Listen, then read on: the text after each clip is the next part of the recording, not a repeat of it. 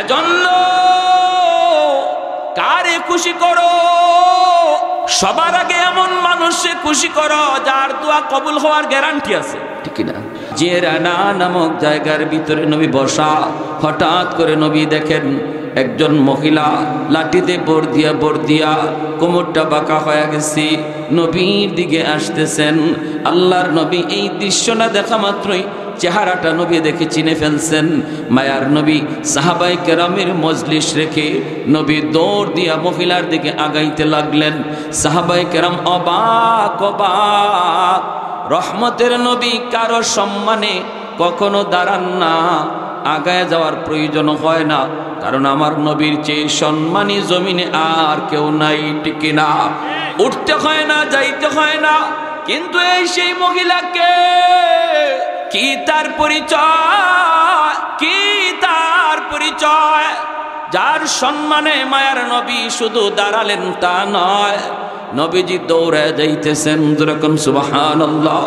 সাহাবায়ে কেরাম পিছনে পিছনে দৌড়াইতেছেন, সাহাবায়ে কেরাম পিছনে পিছনে দৌড়ান। মায়ার নবী কাছে যায় বলতেছেন, মা গো, ও মা, তুমি কষ্ট করে কেন মুহাম্মদের দরবারে একবার তুমি খবর দিলা না কেন? আমাকে খবর দিলেই তো মুহাম্মদ তোমার দরবারে হাজির হয়ে যেত। মা গো, মুহাম্মদের দরবারের চেয়েও তুমি মার দরবার অনেক দামি। মা, এই বই আমার নবীর চোখ দিয়া দর দর করে পানি ঝরে, নিজের নবুয়তি চাদর মাটিতে বিছায় দিলেন। নবুয়তি চাদর মাটিতে বিছায় নবী বলেন, মা, জুতা খুলবা না, জুতা খুলবা না গো মা, তোমার জুতা সহ নবীর নবুয়তি চাদরে বসো, তোমার জুতার পায়ের দুলিতে নবীর নবুয়তি চাদর ধন্য হবে। আল্লাহ নবীর এই দৃশ্য দেখা মাত্র সাহাবায়ে কেরাম অবাক। কে সেই মহিলা, কি তার পরিচয়? আমার নবীর মা তো নাই, মা তো মারা গেছেন। নবীর মা তো সেই শিশুকালেই মারা গেলেন। নবীর মায়ের নাম ছিল আমেনা। তাহলে এই মহিলাকে, কি তার পরিচয়? আল্লাহর নবী তার নবুয়তি চাদরে বসায় দিয়েছেন জুতা সহ। এইবার নবীজি বলতেছেন, সাহাবীরা রে, তোমরা তো জানো তোমাদের নবী এতিম, জন্মের আগেই নবী বাবা হারাইছে, শিশুকালে নবী মা হারাইছে। তারপরে জানো নবীকে একজন মহিলা দুধ খাওয়াইছে, নবীর দুধমার নাম তোমরা জানোনি। সাহাবীরা কয়, নবী গো, দুধমার নাম হালিমা সাদিয়া। আল্লাহর নবী বলেন, সারা জীবন শুধু নাম শুনেছো, নাম শুনেছো, জীবনে কোনোদিন দেখো নাই, আজকে নিজের চোখে দেখে নাও। নবীর নবুয়তি চাদরে যিনি বসলেন, ইনি আর কেউ নন, ইনি নবীর দুধ মা, যার নাম হলো হালিমা সাদিয়া। করাচির হজরত নামাজ পড়েন, আর দেখেন একটা যুবক ডান হাত কাপড় দিয়ে পেঁচানো। তো উনি নামাজ শেষ করার পরে যুবককে ডাক দিলেন, ডাক দিয়ে বলতেছেন, যুবক, তোমার নামাজটা আমার বড় পছন্দ হয়েছে, কিন্তু ডান হাত কাপড় দিয়ে পেঁচানো কেন? কাপড় দিয়ে পেঁচানো কেন? এই কথা বলতেই যুবক বলতেছে, আল্লাহর ওলি, আমার ডান হাতে পচন শুরু হয়েছে, দুর্গন্ধ বের হয়। এই পচনের দুর্গন্ধ এত খারাপ, যদি আমি কাপড় দিয়ে পেঁচায় না রাখি তাহলে মসজিদের ভিতরে দুর্গন্ধে কেউ টিকতে পারবে না, এজন্য পেঁচায় রাখি। আল্লাহর ওলি তখন বলেন, যুবক, কেন তুমি কি কোনো ডাক্তার দেখাও না? যুবক বলতেছে, আল্লাহর ওলি, আমি সব ডাক্তার দেখাইছি, কিন্তু কোনো ডাক্তার আমার রোগ ধরতে পারে না, কোনো ডাক্তার আমার রোগ ধরতে পারে না। বলে, ভালো ডাক্তার দেখাও। যুবক বলে, ভালো ডাক্তার শুধু না, ভারত পাকিস্তানের যত ভালো ভালো ডাক্তার, সব ডাক্তার দেখানো শেষ, কেউ রোগ ধরতে পারে না। অ্যান্টিবায়োটিক খাই, অ্যান্টিবায়োটিক দেওয়া হলো, কিন্তু আমার রোগ ভালো হয় না। আমি তো বুঝে গেছি কেন আমার রোগ ভালো হয় না। ডাক্তাররা আমার রোগ ধরতে না পারলেও আমি আমার রোগ ধরে ফেলেছি। এই বইলেই যুবক হাউমাউ করে কাঁদতে লাগলো, চোখের পানি মুছতেছে, কথা যেন আর বলতেই পারে না, জবানে তার কথা আটকে যাচ্ছে। আর যুবক বলতেছে, ওগো আল্লাহর ওলি, আমার রোগটা কোথায়? আমি ধরে ফেলেছি, আমার রোগ হলো আসমানে, চিকিৎসা চলছে জমিনে, জীবনে কোনোদিন রোগ ভালো হবে না। আগুন লাগছে শেরপুর, পানি দেয় ফরিদপুর, জীবনে কোনোদিন আগুন নিভবে না। আমার রোগ হলো আসমানে, চিকিৎসা হইতেছে জমিনে, কোনোদিন রোগ ভালো হবে না।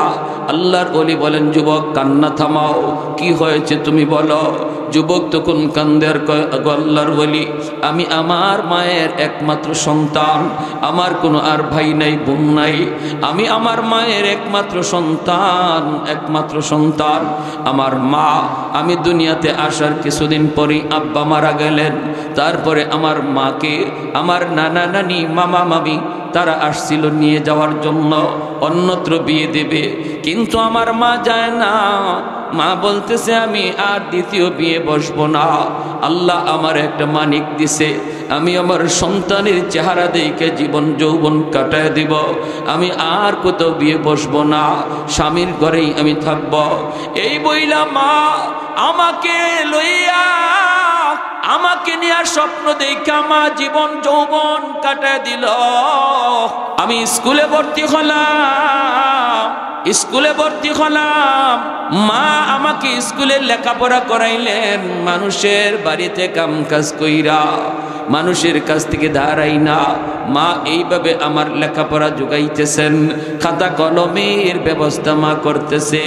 হাই স্কুলও গেলাম, সেখানেও মা আমাকে মানুষের বাড়িতে কাম কইরা, আত্মীয় স্বজনের কাছ থেকে মাঝে মাঝে দাঁড়াই না, এইভাবে মা আমার লেখাপড়ার খরচ যোগাইতেছেন, মা লেখাপড়ার খরচ যোগাইতেছেন। বাইরা বন্ধুরা, একবার ওই যুবক বলতেছে, আমার একটা ঘটনা মনে পড়ে গেল। আল্লাহর ওলি, মেট্রিক পরীক্ষা যখন দিব, আমি গেছি মেট্রিক পরীক্ষা দেব, ফর্ম ফিল আপ করার জন্য, স্যার বলতেছে 1200 টাকা লাগবে। আমি তখনই কেঁদে ফেললাম আর বললাম, স্যার আমার মনে হয় আর মেট্রিক পরীক্ষা দেওয়া হবে না, আর মেট্রিক পরীক্ষা দেওয়া হবে না। কেন বাবা, কেন? কই না, আমার মা মানুষের কাছ থেকে ধারাই না, মানুষের বাড়িতে কাম কইরা কইরা আমার কোনো রকম পড়ালেখার খরচটা মা যোগাইতেছে। স্যার 1200 টাকা মাকে আমি বলতে পারবো না, আমি জানি মা পারবে না, কষ্ট পাবে, অতএব আমার বুঝি আর পড়ালেখা হলো না। বাইরে বিশ্ব মা দিবস পত্রিকার বাস্তব ঘটনা বলতেছি, বাস্তব। ওই যুবক তার নাম ঠিকানা দেয় নাই, শুধু নিজের জীবনের কাহিনীটা বলছে। যুবক কান্না করে করে বাড়িতে চলে আসলো, পড়ার টেবিলে বসলো, কিন্তু পড়ে না, চোখ দিয়া পানি ঝরে। মা আড়াল থেকে দেখে ফেলেছে সন্তানের মন বড় ভারী। সেই মা ডাক দিয়ে কয়, বাবা কি হয়েছে রে বাবা, মন খারাপ কেন? বাবা কি হয়েছে? ছেলে কয়, মা কিছু হয় নাই। কয়, না রে বাবা, কিছু তো হয়েছে, কারণ সন্তানের যদি কোনো ছোট বড় বিপদ হয়, সন্তান যদি কষ্ট পায়, সবার আগে টের পায় মা। আওয়াজ দিয়া বলেন ঠিক কিনা? বিদেশ বাড়িতে যদি সন্তানের বিপদ হয়, কেউ না জানলেও সবার আগে জানে মা। এটা রক্তের সম্পর্ক। মা কয়ে, বাবা কিছু একটা তো হয়েছে বল। ছেলে বলতেছে, মা, ও মা, না বইলা তো হয় না মা, তোমাকে বলতে হয়। মা গো, আমার মেট্রিক পরীক্ষা দেওয়া হবে না। কেন রে বাজান? 1200 টাকা লাগবে গো মা। কেমন করে তুমি দিবা? এজন্য তোমাকে বলি নাই, তুমি কষ্ট পাবা। মাগো যদ্দূর পড়ালেখা করেছি, দেখি কোনো রকম একটা ছোটখাটো কিছু কাজ পাই কিনা। মায় কইতেছে, বাবা টেনশন করবি না, পাশের রুমে যায় দেখো একটা মাটির ব্যাংক আছে, এই মাটির ব্যাংকটা যায় ভাঙ্গো, মনে হয় ব্যবস্থা হয়ে যাবে। আর ব্যবস্থা করবেন আমার আল্লাহ। মাটির ব্যাংকটা দেয়া ভাঙলো, ভাঙ্গা পয়সাগুলি গনে বিসমিল্লাহ বলে গনে, গইনা দেখে মার রাখা সম্পদ, মার রাখা টাকা আল্লাহ বরকত দিয়ে দিছে, একদম 1200 টাকাই হয়ে গেছে। যা লাগবে তাই হয়ে গেছে। এইবার ছেলে কান্দে, মা গো, ও মা তুমি কেমনে টাকাগুলি জমাইছো গো মা, মা তুমি কেমনে জমাইছো একটু বলো। মা কই বাবা যেই বাড়িতে কাম করি মাসে তো বেতন দেয় কিছু টাকা দেয়, মাঝে মাঝে আমার 2টা ডিম দিত, একটা ডিম তোমারে দিতাম খাওয়ার জন্য, আরেকটা ডিম মায়ের জন্য রাখতাম। ছেলে বলে হ মা আমি তো একটা খাইছি আরেকটা তুমি খাইছো। মা চোখের পানি জড়ায় কই বাবা আমার বাটের ডিম আমি কোনোদিন খাই নাই, এই ডিমগুলি আমি জমায়ে রাখছি। আমি জানি একদিন আমার সন্তানের পরীক্ষায় বেশি টাকা লাগতে পারে, নিজের মায়ের রেখে নিজের মায়ের অংশের ডিম বেচে বিক্রি কইরা এই টাকাটাই আমি মাটির ব্যাংকে জমাইছি একদিন তোমার উপকারের জন্য। এই বইলা যুবক কান্দে, চোখের পানি জড়ায় জড়াইয়া, চোখের পানি জড়ায় জড়ায় যুবক কান্দে আর বলতেছে আল্লাহর বলি। এরপরে আমি মেট্রিক পরীক্ষা দিলাম, পরীক্ষায় আমি পাশ করলাম, কলেজে পড়লাম, ঢাকাতে চলে আসলাম, ঢাকা এসে ঢাকা ইউনিভার্সিটিতে ভর্তি হলাম, ভালো একটা স্টুডেন্ট আমি হলাম, পরীক্ষায় পাশ করলাম, চাকরি আমার হইল। এরপরে আমার এক স্যার, আমার এক টিচার আমাকে বলতেছে বাবা চাকরিটা দেওয়ার সময় স্যারে বলছে চাকরির ব্যবস্থা হবে, আমার মেয়েটাকে তুমি যদি বিয়ে করো, মেয়েটারে যদি বিয়ে করো। এইবার যুবক মায়ের কাছে যায় বলতেছে মা গো চাকরিও হবে আর বউ পাইবা। মা তুমি কি বলো? মা কই বাবা বড় লোকের মেয়ে ঘরে আনতে আমার বড় ভয় লাগে, কারণ বড় লোকের মেয়ে গরিবের ঘরে আইসা মানায় নেবে কিনা সন্দেহ। যুবক বলেন না গো মা, না টেনশন করো না, তার সাথে আমার কথা হয়েছে, মা গো মেয়েটা অনেক ভালো, তোমাকে মানবে। এই বইলা মাকে রাজি করাইছি। যুবক রাজি করাইয়া মাকে, যুবক রাজি করাইয়া বউটারে ঘরে নিয়ে আসছে। ভাইরে দিন যায় রাত যায়, মা মনে মনে যা ভাবছিল তাই ঘটে গেল। বড় লোকের শিক্ষিত মেয়ে গরিবের ঘরে আইসা গরিব মাকে মা কইয়া ডাকতে তার বড় শরম লাগে। বাইরে আস্তে আস্তে দিন যেতে লাগলো। মায়ের বিরুদ্ধে যুবকের কানে কানে নালিশ দেয়, স্বামীর কানে কানে নালিশ দেয় মায়ের বিরুদ্ধে, অফিস থেকে আসলে পরে মায়ের বিরুদ্ধে নালিশ দেয়। যুবক বলতেছে আল্লাহর ওলি গো, প্রথম আমি তার দেওয়া অভিযোগ আমি বিশ্বাস করি না, বরং আরো বলছি সাবধান, আমার মায়ের বিরুদ্ধে তুমি কোনো কথা বলবা না। জানো না তুমি আমার মা, আমার শুধু মা না, আমার মা, আমার মাও, আমার বাবাও, সব কিছু মা করছে, মার বিরুদ্ধে কিছু বলবা না। কিন্তু আল্লাহর ওয়ালি একদিন প্রতিদিন একই কথা আর কত শোনা যায়। আমি তো মহব্বত করে বিয়ে করেছি, আমি তো তারে ভালোবেসে বিয়ে করেছি, এজন্য তার প্রতি দুর্বল।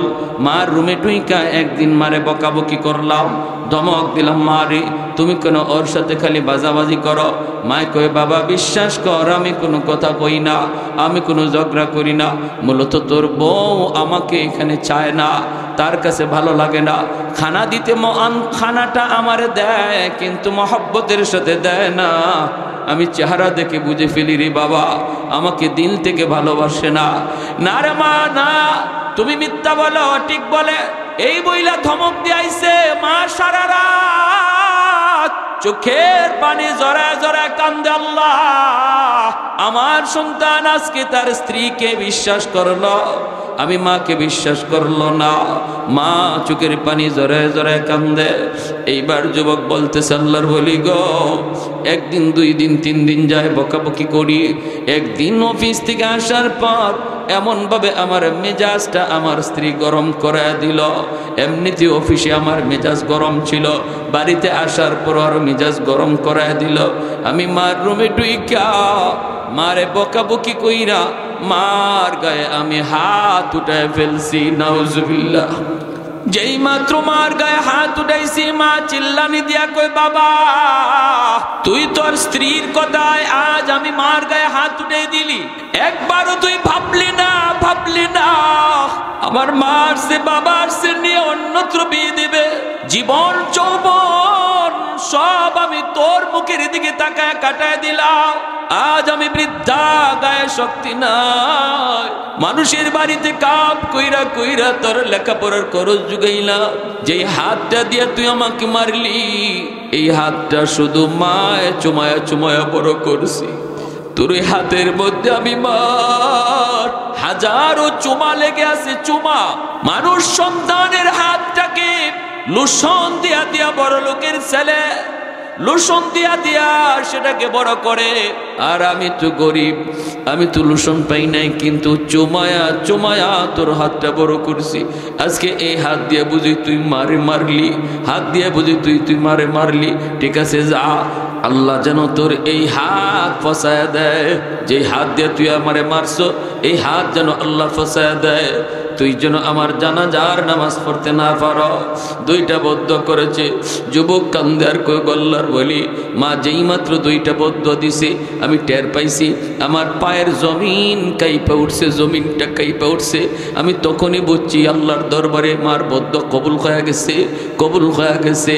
ভাইরে, ওই যুবক বলতেছে গল্লার অলি, বেশ কিছুদিন পর আমি অফিস থেকে খবর পাইলাম মা মারা গেছে। জানাজা পড়ার জন্য আমি রওনা দিলাম। মা যে কেমনে মারা গেছে এটা মা জানে আর আল্লাহ জানে, আর কেউ জানে না। সন্তান যখন মারে কষ্ট দেয়, মা রাতের বেলা ঘুমায় না, এইদিকে ওইদিকে করট দেয়, চোখ দিয়া পানি জরা জরা বালিশটা ভিজায়, আর শুধু অশান্তি পায়। মারে অশান্তি দিয়া তুমি ঘুমাইবা। মায়ের নবী কয়, এই ঘুম যদি তোমার জীবনের শেষ ঘুম হয়, মরতে দেরি, জাহান্নামে যাইতে দেরি হবে না।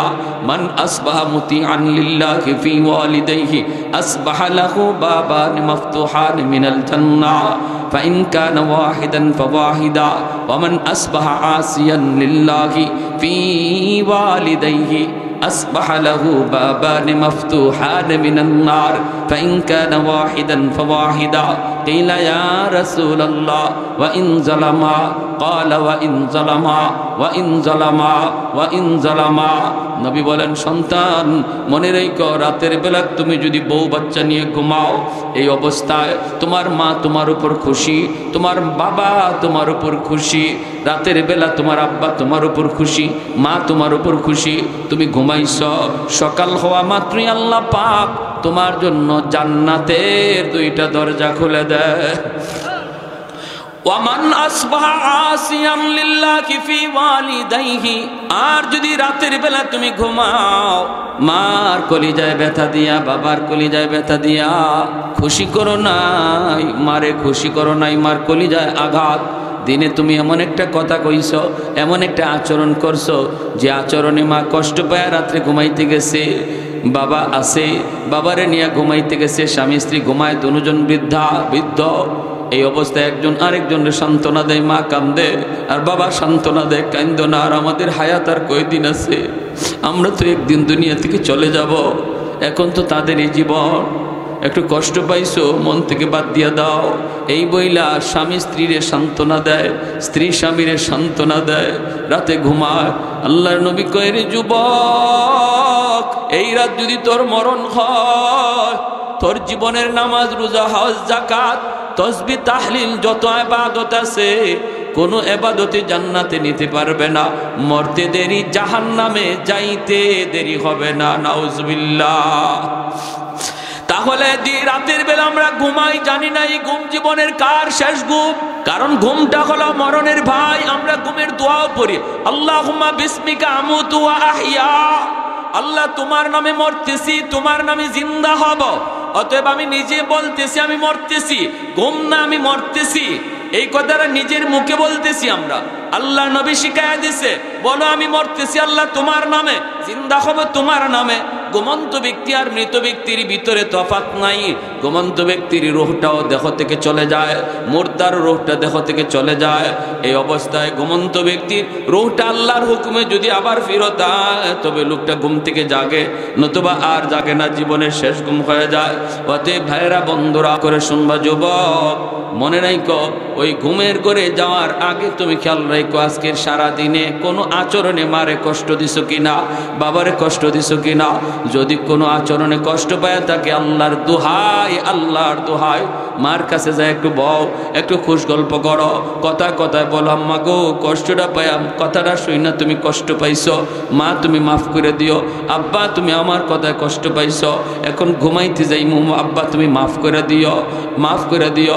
এই এই কথা বইলে যদি তুমি তাদেরকে একটু খুশি কইরা ঘুমাও, তারারে যদি মন থেকে খুশি করায় নিতে পারো যুবক, কেউ জানে না এই ঘুম তোমার জীবনের শেষ ঘুম কিনা।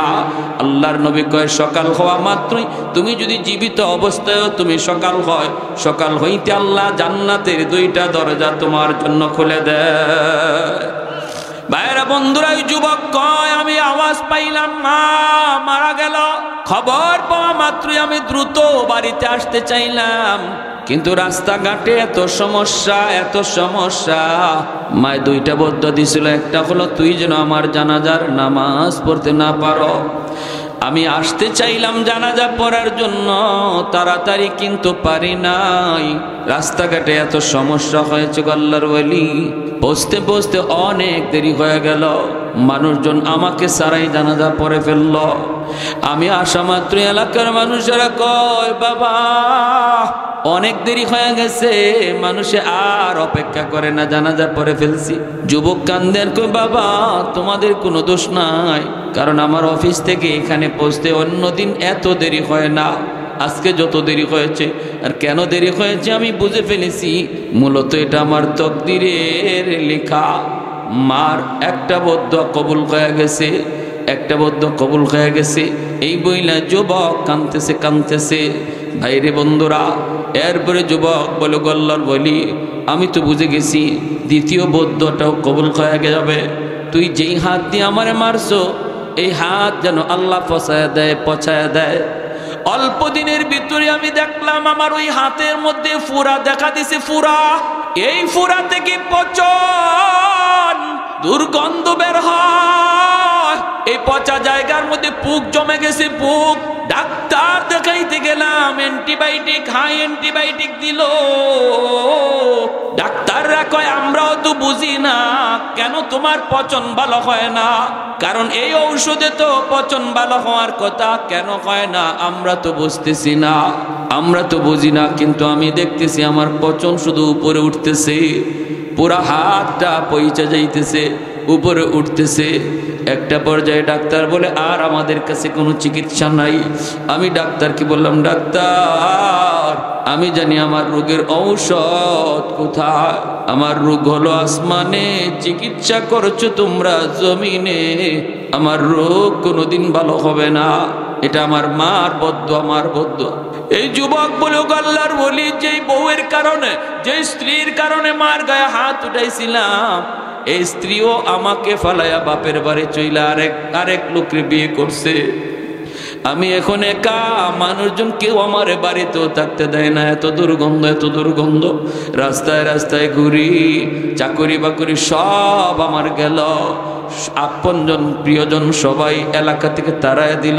এখন আমার রাস্তায় রাস্তায় ঘুরি আর মসজিদে মসজিদে থাকি। আমি এইভাবে কাপড় দিয়ে পেঁচায় পেঁচায় রাখি পছন, যেন দুর্গন্ধ কেউ টের না পায়, টের না পায়। এই সব কিছু বাপ মার ওই মায়ের বদদুয়া। এজন্যই নবী বলেছে যুবক 3 ব্যক্তির দোয়া বদদুয়া সরাসরি কবুল। এর ভিতরে এক ব্যক্তি হলো বাপ মা, তাদের দোয়া বদদুয়া কবুল। যদি দোয়া নেও আব্দুল কাদের জিলানির দোয়ার আগেও মার দোয়া বাবার দোয়া কবুল হবে। আর যদি বদদুয়া নেও বাপ মার বদদুয়া ফিরাইবার মতো ক্ষমতা আসমানের নিচে কারো না। নবীজি একদিন মদিনার মসজিদের কবরের পাশ দিয়ে যাচ্ছেন। মদিনার কবরস্থানের নাম জান্নাতুল বাকি। জান্নাতুল বাকির পাশ দিয়ে আল্লাহর নবী যাচ্ছেন সাহাবায়ে কেরাম নবীর সাথে।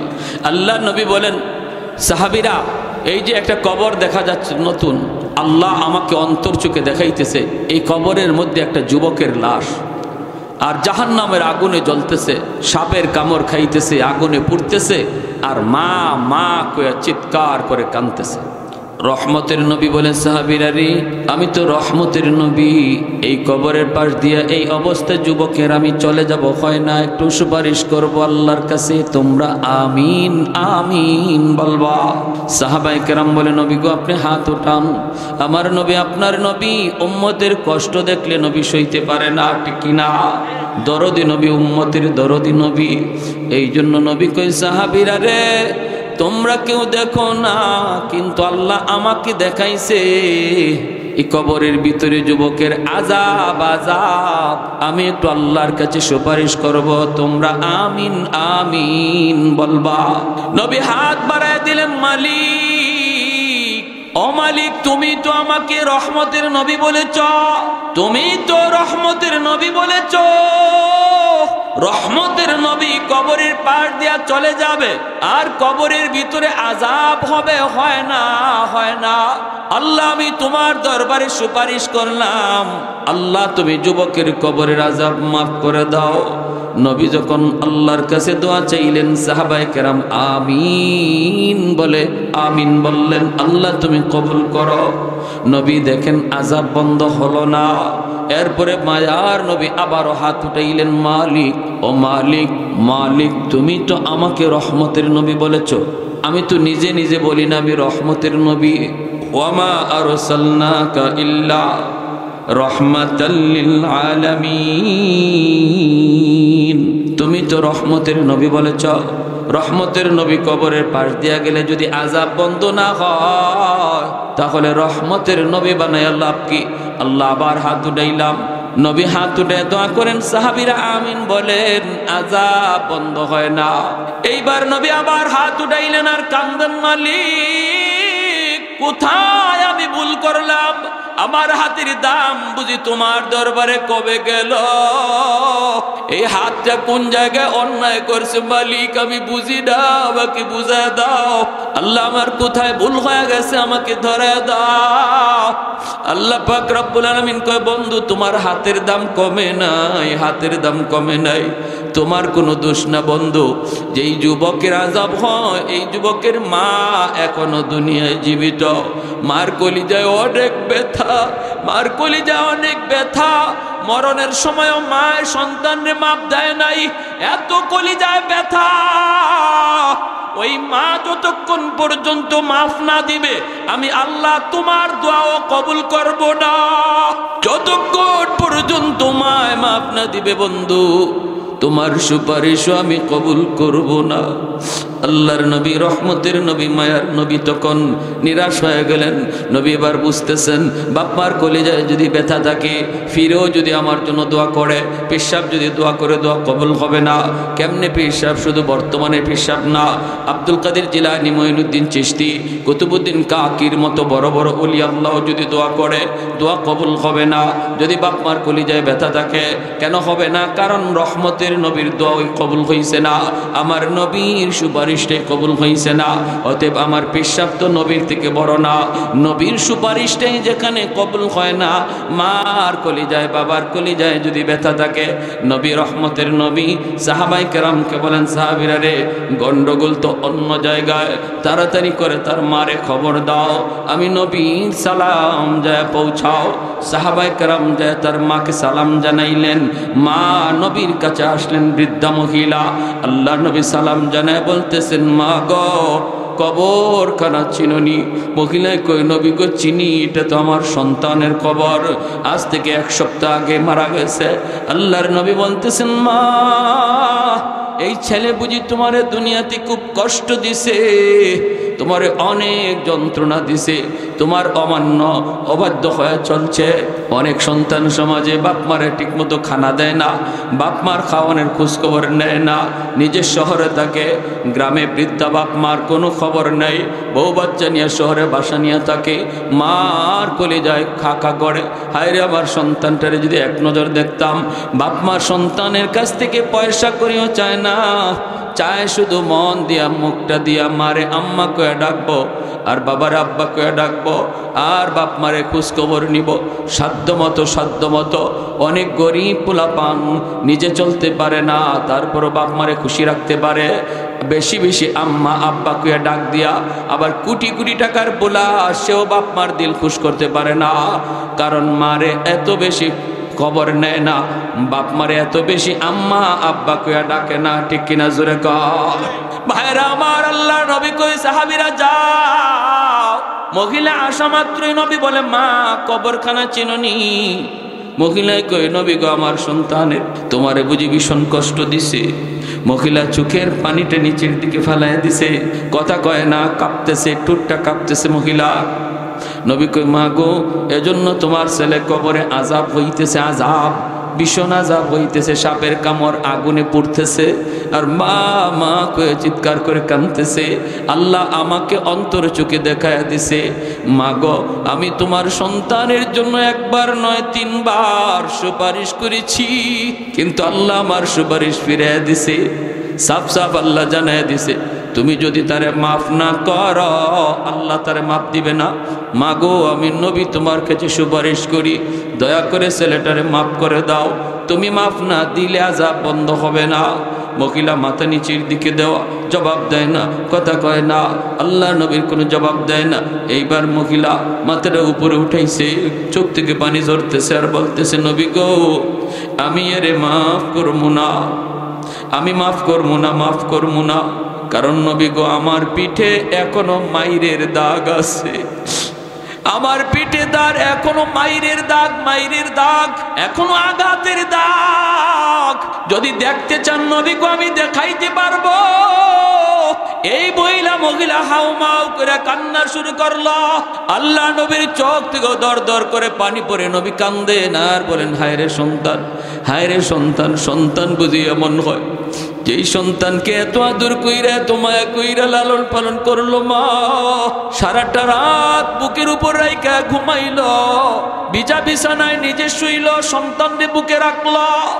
এই মার গায়ে বুঝি সন্তান হাত উঠে দিল, মায়ার নবীও কান্দেন। এইবার নবী বুঝতেছেন মহিলার দিল শক্ত হয়ে গেছে, দিল নরম করা যাবে না। নবী এবার চিন্তায় পড়ে গেলেন তাহলে কিভাবে আযাব বন্ধ করা যায়। আমি তো এই অবস্থায় যাইতে পারি না, আমি তো পারি না, কারণ সে তো আমার উম্মত। আসরের মাঠে যদি কই নবী গো আপনি আমার এই অবস্থা দেখা কেমনে চলে গেলেন গো নবী। আল্লাহ নবী রহমতের নবী কো মালিক কবরের আযাবটা আমারে যেভাবে তুমি দেখাইতেছো তার মারেও দেখায় দাও। কারণ আমি নবী জানি মা যদি নিজের চোখে সন্তানের বিপদ দেখে আযাব দেখে তাহলে দিল নরম হয়ে যাবে। কারণ সন্তানের বিপদ বাপ মা সইতে পারে না, সন্তানের কষ্ট বাপ মা সইতে পারে না। যতই সন্তানের উপরে বিরক্ত হোক, সন্তান যদি বিপদে পড়ে সবার আগে বাপ মা দায়, সবার আগে বাপ মা যায় দাঁড়ায়। আল্লাহর নবীকে আল্লাহ আযাবের দৃশ্যটা মার চোখে দেখায় দাও। রব্বুল আলামিন কয় বন্ধু তোমার এই সুপারিশ আমি আল্লাহ কবুল করলাম। সাথে সাথে কবরের আযাবের দৃশ্য নবীও দেখেন, মহিলাও দেখে। চোখের খামন দিকে কুদরতি পর্দা আল্লাহ সরায় দিলেন। মা যেই মাত্র দেখে ছেলে মা মা কয়ে চিৎকার করে ডাকে, সাথে সাথে মার দিল নরম হয়ে গেছে। আযাবের দৃশ্য আর মা মা ডাক শোনা মাত্রই মার দিল নরম হয়ে গেল। মা ডাক দিয়া কয় নবী গো, ওগো নবী আমি ভাবতে পারি নাই, আমি বুঝি নাই আমার ছেলে এত কষ্টে। ওগো নবী আমার মনে যত কষ্ট ছিল, যন্ত্রণা ছিল সব আমি ভুলে গেলাম, আমি আমার সন্তানরে মাফ করে দিছি। মায়ার নবীর কাছে মা এই কথা বলতে দেরি, আযাব বন্ধ হতে দেরি হয় না। এজন্য ভাইরে বলতেছিলাম একটু ভালো করে ইয়াদ করো যুবক, যাদের ঘরে মা আছে বাবা আছে, সাবধান, এখনো সময় আছে, কদর করো, এখনো সময় আছে, কদর করো। বাপ মারে খুশি করে কিন্তু আল্লাহ পাওয়া যায়, বাপ মারে খুশি করে আল্লাহকে পাওয়া যায়। বাপ মারে নারাজ কইরা কোনোদিন আল্লাহকে পাওয়া যায় না। আর যদি বাপ মারে রাজি কইরা আল্লাহরে পাও, দুনিয়াতে নগদ পুরস্কার 1 নম্বর। আল্লাহ পাক তাফসীরে কিতাবে লিখেন 1 নম্বর ফায়দা হলো বাপ মার দোয়া যদি থাকে, বাপ মা যদি সন্তানের উপর খুশি থাকে, 1 নম্বরে আল্লাহ এই সন্তানের দুনিয়াতে হায়াত আল্লাহ বাড়ায় দেয়, হায়াতের মধ্যে আল্লাহ বরকত দেয়। বিপদ আসবে আল্লাহ বিপদ কাইটা দেয়, অ্যাক্সিডেন্ট হওয়ার কথা আল্লাহ বাঁচায় দেয়, ঠাটা পড়ার কথা আল্লাহ কাইটা দেয়। এইভাবে আল্লাহ পাক হায়াতের ভিতরে বরকত আল্লাহ বাড়ায় দেয় যদি পিছনে বাপ মার দোয়া থাকে। 2 নম্বর ফায়দা হলো বাপ মা যদি তোমার পিছনে দোয়া থাকে তাহলে আল্লাহ দ্বিতীয় পর্যায়ে তোমার রিজিক আল্লাহ বাড়ায় দেয়। ব্যবসা তুমি দিছো ছোট, বরকত দিয়া দিবে আল্লাহ বড়। চাকরি তোমার অল্পতে প্রমোশন হবে, লেখাপড়া করতেছ ভালো রেজাল্ট হয়ে যাবে। এইভাবে তোমার দুনিয়ার লাইনে আল্লাহ পাক তোমারে আগায় দিবে। 3 নম্বর হলো তোমার সন্তানকে আল্লাহ মানুষের মতো মানুষ আল্লাহ বানায় দিবে, তোমার সন্তানটাও মানুষের মতো মানুষ হবে, তোমার সেবা করবে, তোমার খেদমত করবে। আর যেই সমস্ত সন্তান বাপ মার সেবা করে না, 1 নাম্বার দুনিয়ার ক্ষতি হলো, হায়াতের ভিতরে বরকত পাবে না, অল্প দিনে দুনিয়াতে অ্যাক্সিডেন্টে মারা যাবে। 2 নম্বর রিজিকের ভিতরে বরকত পাবে না, ব্যবসা দিবে, অনেক টাকা লাগাবে, কিন্তু লাভ অনুযায়ী আশা অনুযায়ী ফল পাবে না, তার সন্তানকে তার মতো মানুষ বানাতে পারবে না। বাইরের জন্য বলতেছিলাম, এই হলো দুনিয়ার নগদ ফায়দা। আর যাদের বাপ মা দুনিয়ায় নাই, আমাদের জন্য করণীয়, নবী বলে বাপ মা যাদের দুনিয়াতে নাই, তোমাদের জন্য করণীয়, মান যারা কবর আবাওয়াইহি ফি কুল্লি জুমাতিন গুফিরা লাহু কুতিবা বাররান। জুম্মার নামাজ পড়া কোনো সন্তান বাপ মার কবর জিয়ারত করতে ভুলবা না। নবী বলেন জুম্মার দিন মা বাবার কবর জিয়ারত কোনো সন্তান ভুইল না।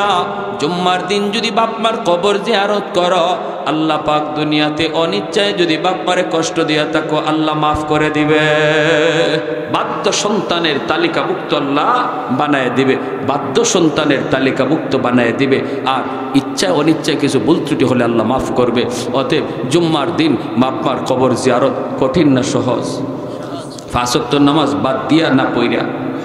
কারা কারা 5 ওয়াক্ত নামাজ পইরা জুম্মার দিন কবর জিয়ারত করার নিয়ত আছে? একটু হাত উঠান তো আল্লাহর কাছে।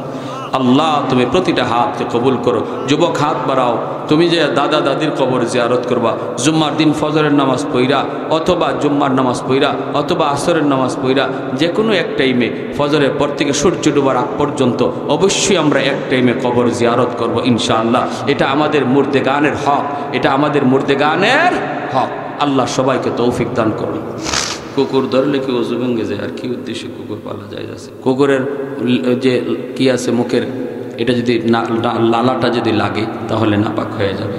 আর যদি তোমার কুকুর পালা যায় কি না? না, বর্তমানে যে কুকুর আশপাশে থাকে এর দ্বারা রহমতের ফেরেশতা আসে না। আল্লাহ পাক আমাদেরকে বুঝার তৌফিক দান করুন। দুরূদ শরীফ পড়ি, আল্লাহুম্মা সাল্লি আলা মুহাম্মদ ওয়া আলা আলি মুহাম্মদ কামা